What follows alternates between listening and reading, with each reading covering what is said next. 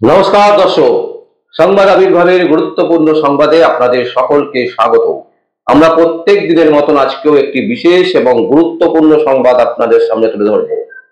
দর্শক, আরজিকর কাণ্ড নিয়ে আপনারা দেখলেন এবং রীতিমতো সবাই কিন্তু বুঝতে পারছে যে পুরো বিষয়টাকে ধামাচাপা দেওয়ার জন্য যেভাবে উঠে পড়ে লেগেছে সরকার এবং সরকারের মাথা, এটা কিন্তু একদম পরিষ্কার। আজকে যদি আপনারা আনন্দবাজার পত্রিকা দেখে থাকেন তাহলে দেখবেন যে সেখানে কিন্তু একেবারে অভয়ার যে প্রতিকৃত যে মূর্তি, সেই মূর্তির ছবি দিয়ে হেডিং করা হয়েছে এবং সেই হেডিং কিন্তু একেবারে বলা যেতে পারে মর্মস্পর্শী যে জামিন জামিন পেয়ে গেল, একে একে সবাই জামিন পেয়ে গেল। কারা পেল জামিন? যারা আরজিকর কাণ্ডের সাথে প্রত্যক্ষ এবং পরোক্ষভাবে একেবারে যুক্ত। আমরা কি দেখেছিলাম? আমরা দেখেছিলাম আরজিকর কাণ্ড যেদিন ঘটেছিল সেই দিনটার কথা মনে করুন। তার পরের দিনকে কিভাবে টালা থানার ওসি তারা কি করেছিল? টালা থানার ওসি এই পুরো বিষয়টাকে ধামাচাপা দেওয়ার চেষ্টা করেছিল। সহযোগিতা কে করেছেন? কে বারবার করে ফোন করেছিল? বিনীত গোয়েল। সেই বিনীত গোয়েল পুরো বিষয়টাকে কন্ট্যাক্ট করেছিলেন এবং তার সাথে যেটা সব থেকে বড় গুরুত্বপূর্ণ বিষয়, সেটা হচ্ছে যে একটি সিম থেকে, একটি বাইরের সিম থেকে, ভারতবর্ষের সিম নয়, এরকম একটি সিম থেকে বারবার করে আরজিকরের বিভিন্ন অধিকর্তার কাছে ফোন এসছিল এবং সেই ফোন দীর্ঘক্ষণ ধরে কথাবার্তা চলেছিল। এটা সিবিআই কিন্তু তারা এই বার্তা দিয়েছিলেন বিভিন্ন সূত্র মারফত। এই সংবাদ কিন্তু আমরাও সেই সময় দেখিয়েছিলাম। আদার্স যে সংবাদ মাধ্যম তাদের যেমন দেখিয়েছিল, আমরাও দেখিয়েছিলাম। কিন্তু সিবিআই এখন কি বলছে? সিবিআই এখন বলছে যে তাদের আর কিছু বলার নেই, তারা হাত পা ঝেড়ে দিচ্ছে। আমরা দেখেছি সুপ্রিম কোর্ট শুভমতো হয়ে কলকাতা হাইকোর্ট থেকে একেবারে মামলাটাকে ছিনিয়ে নিয়েছিলেন। সেই মামলার কি হলো? সেই মামলার চন্দ্রচূড় মহাশয় নিজে সরে গেলেন। নিজে সরে যাওয়ার পর সেই মামলাটাকে এমন একটা বিধিখিচ্ছিরি অবস্থা করে দিয়ে গেলেন যে পরবর্তী যিনি চিফ জাস্টিস এসছেন, সুপ্রিম কোর্টের প্রধান বিচারপতি, তিনি বলছেন 4 মাস পরে সেই মামলা শুনবেন। ভাবুন দর্শক, পুরো বিষয়টা কিন্তু স্পষ্ট যে শাসকে যারা আছেন তারা কোনো অবস্থাতে চাইছেন না দোষীরা সাজা পাক। আমরা গতকাল একজনের ইন্টারভিউ দেখিয়েছিলাম, মানিক ফকির। তিনি বলছিলেন যে পুরো ঘটনার নাকি মিডিয়া, যে সমস্ত মিডিয়ারা দালাল মিডিয়া, তারা নাকি পুরো বিষয়টাকে সাজিয়েছেন। যদি সত্যি পুরো বিষয়টা সাজানো থাকতো তাহলে আরজিকরে যে ঘরে কাণ্ডটি দেখা গেছিল সেই ঘরের দেয়াল কেন পরের দিনকে সাথে সাথে ভাঙতে হয়েছিল? কেন এভিডেন্স নষ্ট করার চেষ্টা করা হয়েছিল?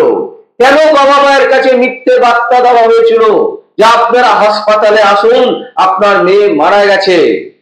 প্রথমে কেন সেটাকে সুসাইড করে চালাবার চেষ্টা করেছিল? এই প্রশ্নগুলোর কিন্তু উত্তর কোনোটাই সাধারণ মানুষ পায়নি। কিন্তু সাধারণ মানুষ জানে, এই প্রত্যেকটা প্রশ্নের উত্তর সাধারণ মানুষ জানে।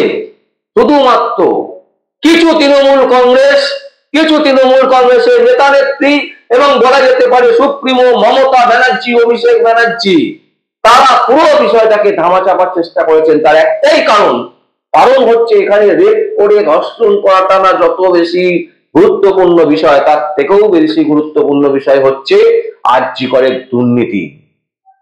একেবারে দুর্নীতি সবার সামনে বেরিয়ে এসছে।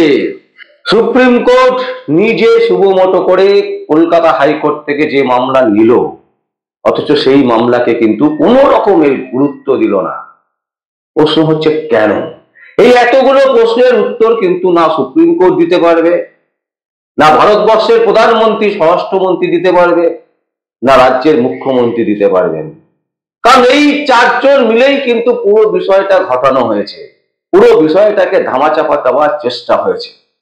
কেউ বুঝুক না বুঝুক, মানুষ কিন্তু এটাই বোঝেন। তাই আজকে আমরা যেটা দেখলাম যে জুনিয়র ডাক্তাররা যেভাবে আজকে তারা পথে নামলো এবং তার সাথে অগণিত সাধারণ মানুষ তারাও কিন্তু আজকে পথে নেমেছিলেন। আচ্ছা দর্শক বলুন তো, কেন পথে নামলেন? সবাই কি সিপিএম করে? লাল লাল পার্টির ঝান্ডাওয়ালা ক্যাডাররা রাস্তায় নেমেছিলেন আজকে? না, যাদের মনে হয়েছে, যে সমস্ত মানুষরা মনে করছেন, মনে প্রাণে মনে করেন যে পুরো বিষয়টা জালিয়াতি হয়েছে, পুরো বিষয়টা একেবারে ক্রাফট হয়ে পড়েছে সারা ভারতবর্ষের আইনি ব্যবস্থা, যারা চাইছেন এই আইনি ব্যবস্থাকে পরিবর্তন করতে, তারাই কিন্তু আজকে পথে নেমেছেন। কারণ আইন একটা জায়গায় বেঁধে রেখে দেওয়া হয়েছে। সাধারণ মানুষের জন্য আইন নেই ভারতবর্ষে। আর ভারতবর্ষের মানুষ এই মুহূর্তে, যারা সাধারণ মানুষ, তারা কিন্তু আইনে কোনো সুরাহা পাচ্ছে না। এই ঘটনা কিন্তু বিরল। বহু জায়গায় আমরা দেখেছি, বহু সাধারণ মানুষের সাথে আমরা কথা বলেছি, তারা কিন্তু একটাই কথা বলছে যে আরজি করের মতন ঘটনার কেউ তদন্ত করে সেই তদন্তে কিনারা করতে পারলো না। একটা সিবিআই এর মতন আধিকারিক team, central bureau of investigation, যাদেরকে বলা হতো যে একটা সময় এরা কি না পারে, সেই টিম আজকে একের পর এক তদন্ত চালাচ্ছে, কিন্তু কোনো কুল কিনারা করতে পারছে না। আপনারা দেখুন সারদা কাণ্ড, আপনারা দেখুন নারদা কাণ্ড, আপনারা দেখুন বিভিন্ন চিটফান্ড, আপনারা দেখুন এসএসসি টেক, যারা যারা ধরা পড়েছিলেন, যারা যারা আইনের গোড়ায় ধরা পড়েছিলেন, তারা আইনের গোড়া দিয়ে আবার বেরিয়ে যাচ্ছেন। পার্থ চ্যাটার্জি বেরিয়ে যাচ্ছেন, অর্পিতা বেরিয়ে গেছেন, এখন বেরিয়ে যাচ্ছেন সন্দীপ ঘোষ আরজি কর কাণ্ডে, বেরিয়ে যাচ্ছে টানা রশি। তাহলে তার মানে কি? তার মানে একটাই, রাষ্ট্র প্রমোট করছে যারা দুর্নীতির সাথে যুক্ত থাকবে, যারা দুর্নীতি করবে, তারা রাজ্যের কোনো না কোনো পদে থাকবেন, কোনো না কোনো নেতা নেত্রী হবেন, কোনো না কোনো মন্ত্রী হবেন। তাদের আইন দিয়ে বেঁধে রাখা যাবে না, তারাই হচ্ছে আইন। আর সাধারণ মানুষকে ভয়ে রাখাও, সাধারণ মানুষকে তাকে জেলে পড়ো, তার থেকে টাকা লুট করো, তার ইনকামের টাকা লুট করো, এই হচ্ছে রাষ্ট্রের কিন্তু বর্তমান যে পরিস্থিতি, সেই পরিস্থিতি। আপনারা সকলেই জানেন যে এই সপ্তাহটা ফ্রড অ্যাওয়ারনেস প্রোগ্রাম চলছে সারা ভারতবর্ষ জুড়ে, এবং কয়েকশো কোটি টাকা খরচা করা হচ্ছে যে ফ্রড ধরার জন্য। কিন্তু যারা ফ্রড ধরবেন তারাই তো ফ্রড, তাহলে ধরবেনটা কিভাবে? প্রশ্ন কিন্তু এইখানে। এই জায়গায় কিন্তু কেউ আমরা ঢিল মারছি না, ঢিলটা কিন্তু মারতে হবে সেইখানে যেখানে সত্যি সত্যি যারা অন্যায় করছে তাদের বিরুদ্ধে রুখতে হবে। যে আইন আপনারাই সংসদে তৈরি করেছেন, সেই আইন আপনারা নিজেরাই মানছেন না। এইখানেই কিন্তু প্রশ্ন যে আদৌ ভারতবর্ষ কি গণতন্ত্রে আছে? গণতন্ত্র রাষ্ট্রে কি বিশ্বাস করছেন? বর্তমানে যে সরকার চালাচ্ছেন, তারা কি গণতন্ত্র রাষ্ট্রকে বিশ্বাস করছেন, নাকি শুধুমাত্র আইনের নামে দোহাই দিয়ে মিথ্যে কথা বলে ভারতবর্ষ থেকে সম্পদ লুট করছেন? কি পশ্চিমবঙ্গ বলুন, কি মহারাষ্ট্র বলুন, কি সর্বভারতব্যাপী প্রধানমন্ত্রী থেকে স্বরাষ্ট্রমন্ত্রী, সবাই প্রত্যেকটা মানুষকে যদি আইডেন্টিটি করেন, তাহলে দেখবেন যে এদের দলের লোকেরা চোর ছ্যাচোর এছাড়া আর কিচ্ছু না। অন্যায় করেছো, চুরি করেছো, তাকে প্রমোট করা হচ্ছে। আপনারা সকলে জানেন যে ব্যাংকে কিভাবে দুর্নীতি হয়েছে। কোথায় গেল সেই ব্যাংকে যারা দুর্নীতি করে? তাদেরকে কোথায় সাজা দেওয়া হলো? তাদেরকে ভারতবর্ষে থেকে আনতে পারছে না কেন? টেনে হিচড়ে আনতে পারছে না কেন? পারবে না, কারণ চাইছে না। ভারতবর্ষের আইন এমন একটা জায়গায় তৈরি করা আছে যেখানে আইন পারে। ভারতবর্ষের এমন কোনো কাজ নেই যে আইন পারে না, কিন্তু সেই আইনকে মিসইউজ করে, সেই আইনকে বাইপাস করে এই সমস্ত নেতা নেত্রীরা লক্ষ লক্ষ কোটি কোটি হাজার কোটি টাকার ব্যাংকে, বিভিন্ন বিদেশি ব্যাংকে সঞ্চয় করছেন। দর্শক আসুন আমরা আজকে জুনিয়র ডাক্তাররা কি বলছেন এবং তাদের যে বক্তব্য, সেই বক্তব্য আপনাদের সামনে তুলে ধরছি। দেখুন দর্শক সেই বক্তব্য। এই ক্ষোভ এবং এই হতাশার জায়গা থেকে আমরা ওয়েস্ট বেঙ্গল জুনিয়র ডক্টর ফ্রন্টের তরফ থেকে সমস্ত সুচিন্তাবাদী সাধারণ নাগরিক থেকে শুরু করে ডাক্তার সমাজ থেকে শুরু করে সমস্ত সামাজিক মানুষদেরকে আমরা আমন্ত্রণ জানাচ্ছি।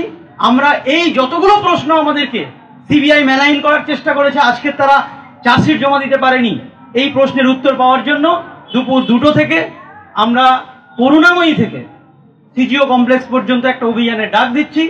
রাস্তায় আমাদের থাকতেই হবে এবং আজকে 4 মাস বাদেও বহু জায়গায় মানুষ কনভেনশনের ডাক দিচ্ছেন, তারা মিছিলের ডাক দিচ্ছেন, পথসভার ডাক দিচ্ছেন। আমাদের দেখে মনে হতে পারে যে আমরা 14ই আগস্টের মতন এত হল্লা করছি না, হয়তো মনে হতে পারে যে আমরা চুপ আছি, কিন্তু মনে মনে আমরা কেউই শান্ত নই। কারণ এই বিষয়ের গোটা অপসারণ না ঘটা অবধি, এই গোটা নিরাপত্তার বিষয়টা না পাওয়া অবধি আমাদের কারোর শান্ত হওয়ার মতন পরিস্থিতি তৈরি হবে না।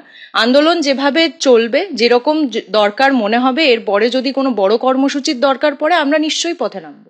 দেখুন, যেহেতু মামলা এখনো বিচারের আওতায় রয়েছে, খুব বেশি মামলা নিয়ে কথা বলতে আমি চাইছি না, কিন্তু নিশ্চয়ই এটা মনে করছি যে আইনি সংস্কার দরকার, তাদের কার্যে সংস্কার দরকার, এবং এইটা মাথায় রাখা উচিত যে প্রথমেই প্রমাণ লোপাটের যে বিষয়টি উঠে এসেছিল, যে বিষয়ে তারা জামিন পেয়েছেন, সেটি যাতে কোনোভাবেই তারা করতে না পারেন, তাদেরকে এমনভাবেই নজরবন্দি বা তাদের উপরে এমন একটি সার্ভেলেন্স প্রক্রিয়া নেওয়া উচিত যাতে তারা কোনোভাবেই এই কেসের কোনো প্রমাণ লোপাট না করতে পারেন। কারণ যারা দাগী দোষী, যাদের ক্ষমতা আছে, যাদের অর্থবল আছে, যাদের উপরে কোনো ধরনের হাত রয়েছে, আমরা বারবার দেখেছি সরকারে থাকা নানা পার্টি তাদের শেল্টার করে এসছেন, সেই বিষয়ের কোনো ধরনের উপযোগিতা না নিয়ে তারা যাতে প্রমাণকে কোথাও লোপাট না করতে পারেন, এইটা মাথায় রাখা উচিত বলে মনে করছি। এটা কোনোভাবেই মেনে নেওয়ার কথা নয় যে তারা নির্দোষ, কারণ সেইটা কোনোভাবেই কোর্টে প্রমাণ হয়নি। জামিন তারা পাবেন, সিবিআই ব্যর্থ হয়েছে চার্জশিট দিতে, তার জন্য তারা জামিন পেয়েছেন। এই জায়গায় দাঁড়িয়ে একমাত্র যেটা দাবি উঠে আসতে পারে, এবং আমার মনে হচ্ছে যে সেটা সবার মুখে মুখে উঠে আসা উচিত, আমাদের মনে মনে নিশ্চয়ই রয়েছে যে ইমিডিয়েটলি চার্জশিট দেওয়ার কথা। কারণ এইভাবে যদি দাগী আসামিরা যারা বারবার নানান ধরনের ঘটনায় অভিযুক্ত, সন্দীপ ঘোষের এগেনস্টে আরো অনেক কেস উঠে এসছে, শুধুমাত্র আরজি করের ঘটনা নয়, তিনি বারংবার থ্রেট দিয়েছেন, এরকম একটা থ্রেট কালচার তৈরি করেছেন, সেই ধরনের মানুষকে যদি তারা ঠিক মতন করে চার্জশিটে না নিয়ে আসতে পারেন, সেই বিষয়টা যদি তারা কোর্টে না বলতে পারেন, তাহলে এই রকম ভাবে মানুষ সারা জীবন ঘুরে বেড়াবে এবং অপরাধীদের দিয়ে সমাজ ভরে যাবে। তো এই বিষয়ে যাতে তারা নজর দেন, নিশ্চয়ই সেটা আশা করব। বহুদিন ধরেই এই বিষয়টা দেখতে পাচ্ছি যে কোনো না কোনোভাবে সন্দীপ ঘোষকে আড়াল করার চেষ্টা করা হচ্ছে। তাকে প্রথমে অপসারণের দাবি ওঠানো হয়েছিল, সেখান থেকে তাকে বদলি করে অন্য জায়গায় তাকে স্থানান্তরিত করা হয়, অপসারণের দাবি কোনোভাবেই মানা হয়নি। তারপরে তার এগেনস্টে ইডি যখন কেস ফাইল করে, সেটাও ফাইন্যান্সিয়াল লন্ডারিং এর, এই রেপের কেসে বা এই মার্ডারের কেসে তার কোনো জর্জরিত হিসেবে তাকে ধরা হয়নি। সেই জায়গা থেকে সবসময় বিষয়টার মধ্যে মনে হয়েছে কোনো না কোনো গলদ রয়েছে, এবং কালকে যে বিষয়টা ঘটেছে তাতে হাইকোর্ট বা সুপ্রিম কোর্টের প্রতি সম্মান জানিয়েই কথাটা বলতে চাইছি যে কোথাও হয়তো আইনি সংস্কারের দরকার রয়েছে। কারণ যদি ইডি এবং সিবিআই সুওমোটো এই কেস নিয়ে আসে এবং তারপরেও তারা নির্দিষ্ট দিনে চার্জশিট দিতে না পারে, তাহলে আমরা কাদের উপরে ভরসা করে এই কথাগুলো বলবো?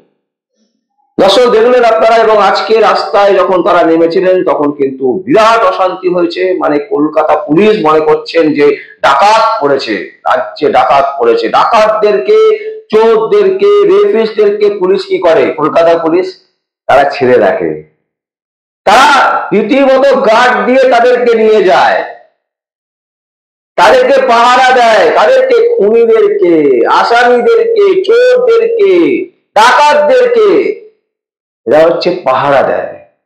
আর সেই পুলিশ সাধারণ ঘরের ছেলেমেয়েরা যখন রাস্তায় নামে ন্যায্য দাবিতে, তখন তাদের ওপরে লাঠিঘাত করে। এরই নাম রাষ্ট্র, এরই নাম ভারতবর্ষ। ভারতবর্ষের যে ঘুম ধরা অবস্থা তৈরি হয়েছে, এই ঘুম ধরা অবস্থাকে কাটাতে গেলে ভারতবর্ষের প্রত্যেকটা মানুষকে সজাগ হতে হবে এবং প্রত্যেকটা মানুষকে এগিয়ে আসতে হবে। আজকে আপনারা দেখুন, নরেন্দ্র মোদী নোটবন্দি করেছিলেন, কি লাভ হয়েছে? সাধারণ মানুষের কোন লাভটা হয়েছে? ব্যাংকিং এ আমূল পরিবর্তন হয়েছে, ডিজিটালের মাধ্যমে টাকা পয়সা লেনদেন হচ্ছে, কিন্তু ফ্রড দিনের পর দিন কয়েকশো গুণ বেড়ে গেছে। এবং আপনি যখনই এটিএম থেকে টাকা তুলতে যাবেন, দেখবেন 100 টাকার নোট বেরোচ্ছে না, সেখান থেকে 500 টাকার নোট বেরোচ্ছে। আপনার প্রয়োজন 20 টাকা, আপনার প্রয়োজন 50 টাকা, 100 টাকা, কিন্তু আপনাকে দিচ্ছে 500 টাকা। অহেতুক সেই 500 টাকা খুচরো করার জন্য আপনাকে 50 টাকা আরো খরচা করতে হচ্ছে, যে খরচাটা এই মুহূর্তে কোনো প্রয়োজনই ছিল না। এটা সাধারণ মানুষ, যদি আপনারা যারা সাধারণ মানুষ, খেটে খাওয়া যে সমস্ত মানুষ, তারা কিন্তু হাড়ে হাড়ে টের পাচ্ছে যে কি অসুবিধে হচ্ছে প্রতিদিন, প্রতিটা মুহূর্তে। আপনি অটোতে উঠতে যাবেন, ভাড়া নিয়ে ঝগড়া, আপনি বাসে উঠতে যাবেন, ভাড়া নিয়ে ঝগড়া, খুচরো নিয়ে ঝগড়া, আপনি ট্রেনে যাবেন, সেখানেও মান্থলি টিকিট কাটতে গেলে ঝামেলা। প্রতিটা দিন, প্রতিটা মুহূর্তে মানুষ শোষিত হচ্ছে। আর্যিকর কাণ্ড কিন্তু মানুষকে চোখ খুলে দিয়েছে। বাংলা অন্তত বুঝতে পেরেছে যেভাবে রাষ্ট্র চলছে, যেভাবে রাজ্য চলছে, এটা সম্পূর্ণই একটা করাপ্ট। প্রতিটা নেতা নেত্রী, আপনারা দেখেছেন গতকাল একটি নিউজ বেরিয়েছিল যেখানে বলা হচ্ছে অভিষেক ব্যানার্জি নাকি 8 পাসই করেনি, এবং তিনি চ্যালেঞ্জ করছেন, একজন নেতা চ্যালেঞ্জ করছেন অভিষেক ব্যানার্জির বিরুদ্ধে যে তার ওই বিএ, এমবিএ এসব যে ডিগ্রি আছে এগুলো হচ্ছে সবটাই ফ্রড, এবং তিনি 8 পাস করেছেন কিনা সন্দেহ আছে। তাহলে ভাবুন, এবার অভিষেক ব্যানার্জি পাল্টা কারোর নাম বলবেন, কোন এক নেতার নাম বলবেন যে তার কি ডিগ্রি দেখান, তার মানে কি? এইটা যদি দর্শক আপনারা বুঝতে পারেন, তাহলেই কিন্তু বাংলা বাঁচবে, শুধু বাংলা নয় ভারতবর্ষ বাঁচবে। আর সেই জায়গাটা কিন্তু আমাদের চেষ্টা করতে হবে। আমরা জানি আমাদের প্রচুর প্রতিবন্ধকতা আছে, আমাদের রাজ্য সরকারের সেই কন্যাশ্রী, যুবশ্রী, যুব ভাতা, কন্যা ভাতা, বিভিন্ন যে ভাতার টাকা না পেলে আমাদের সংসার চালানো শক্ত। টাকা নিন, কিন্তু প্রতিবাদও করুন, কারণ এই যে টাকাটা দিচ্ছে, এই টাকা মমতা ব্যানার্জির ঘরে ছাপা হয় না। কেন্দ্রীয় সরকার যে টাকাগুলো দিচ্ছে সেই টাকাগুলো মোদির কাছে, মোদির বাড়িতে ছাপা হয় না। এটা রাষ্ট্রের সম্পদ, সাধারণ মানুষের ট্যাক্সের টাকা থেকে যে টাকা আসে সেই টাকা থেকে আপনাদেরকে দিচ্ছে। সুতরাং এতে এমন কিছু ভাবার কোনো কারণ নেই যে মমতা ব্যানার্জি আপনাকে দিচ্ছে বা মোদী সরকার আপনাকে দিচ্ছে। তাই একত্রিত হন।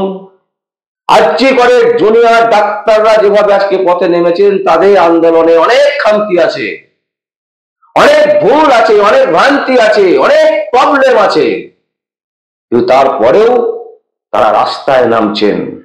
একটা তো জিনিস স্পষ্ট যে তাদের জন্য অ্যাটলিস্ট বাংলার মানুষ জানতে পেরেছে যে রাজ্য মেডিকেল কলেজগুলোর কি দুরবস্থা। এইটুকু যে করতে পেরেছে এর জন্য কিন্তু ওদেরকে সাধুবাদ জানানো উচিত।